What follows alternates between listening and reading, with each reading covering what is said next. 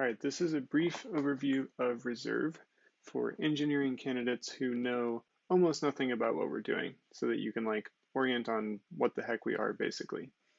So Reserve has an app which is described on this webpage. It's in Spanish because we're focused on going to market in Latin America right now, mainly Venezuela and Argentina. So it says the account in dollars that everyone can have. We allow people to exchange currencies in and out of US dollars in a few minutes. So you can move money in from Venezuelan bolivars, from Argentine pesos, from Colombian pesos, and then also in and out from US dollars in Panama and in the US.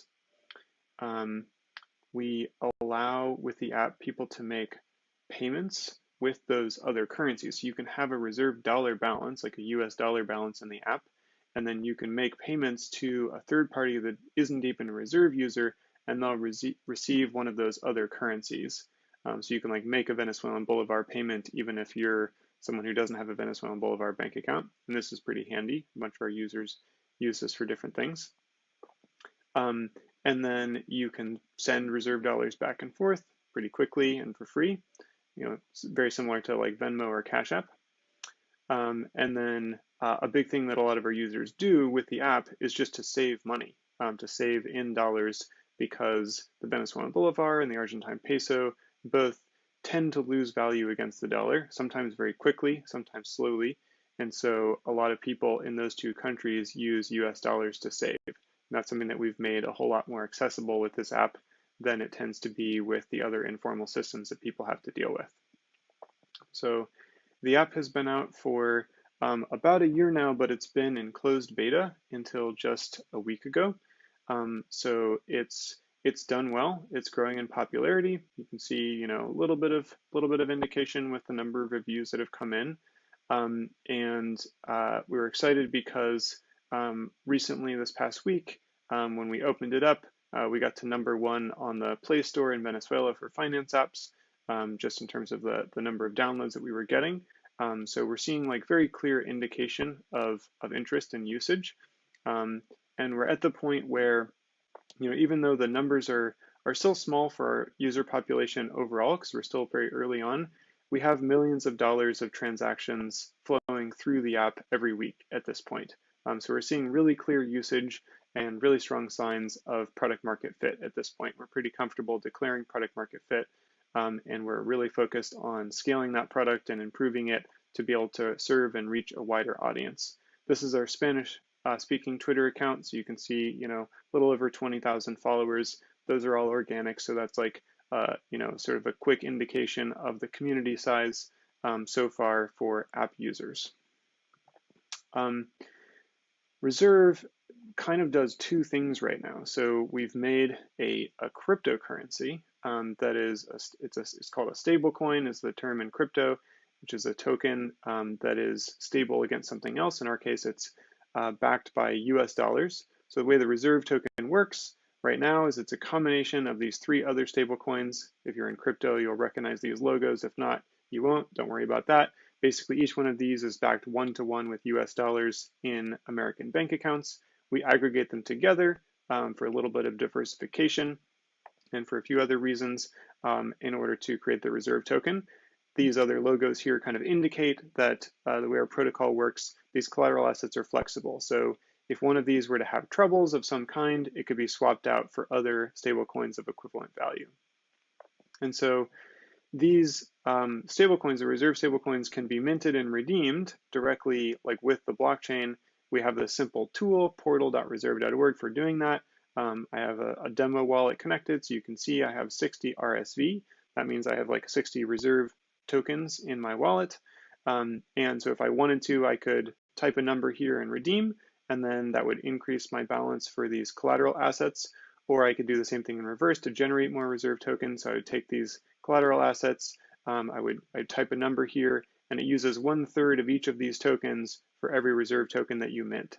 So that can all be done in a couple of minutes. You have to pay the Ethereum gas fees to do that, and so I won't do it right now, but that's a basic decentralized minting and redeeming portal for RSV, and anyone can use that. And the way that stablecoin works, the current version of RSV, is described in this blog post, which was published a while ago. And so you're welcome to come check this out and read it. Medium.com/reserve-currency is the URL for our blog. And so basically that just describes, issuance and redemption. There's also a rebalancing protocol. So basically, if there is an issue with one of those stablecoins, anyone can actually propose a rebalance, but then the governors of the network have to approve it. Right now, we hold those governance keys. So rebalancing can't happen unless we approve it. There's actually even further nuance to how the protocol will work in the future. Right now, it's actually quite simple. You can come to reserve.org/protocol and read a bit about how the protocol is going to work in the future.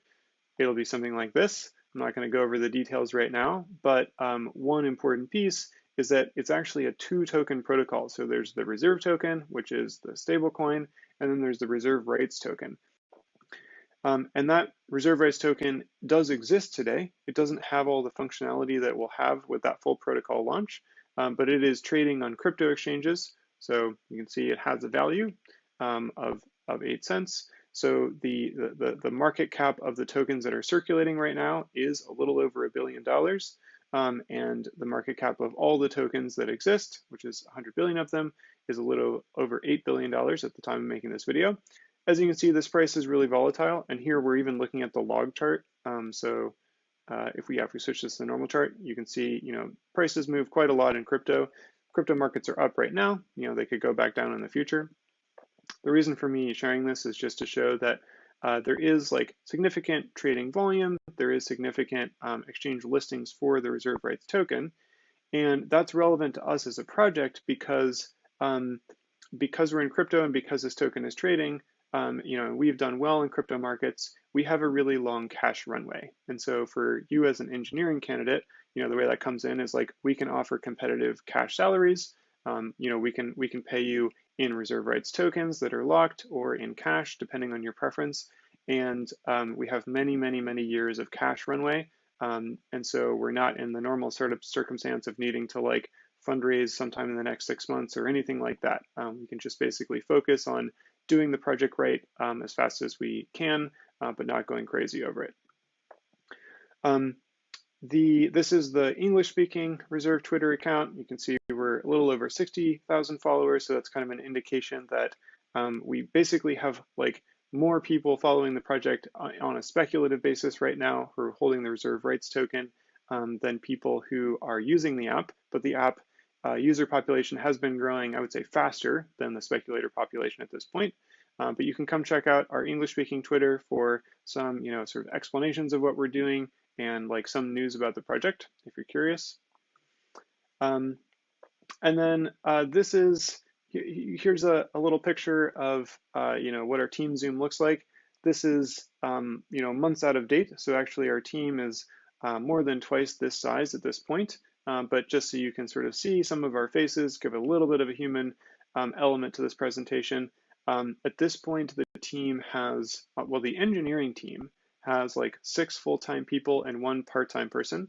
And the product and engineering team overall is still pretty small and tight-knit, sort of early startup vibe.